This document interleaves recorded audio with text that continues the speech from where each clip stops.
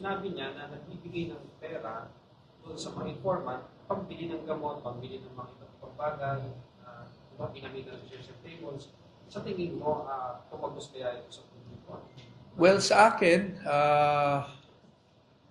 ang hirap sagutin ng mga tanong nyo, no? But factual lang, at least may explanation kung bakit acknowledgement receipt yung nakuha, hindi OR. So, yun yung naging explanation. Now, whether that explanation is sufficient for the senator judges or the public, hindi ko po masasagot. So, yun yung paliwanag. Kaya, pag tinatanong lagi si Gina Acosta o kung sino man na bakit wala kayong OR para sa gamot, ito na yun.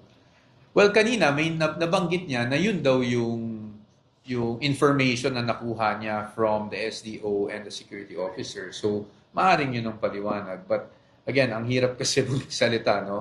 O kung sapat na ba yung paliwanag ko. Hindi.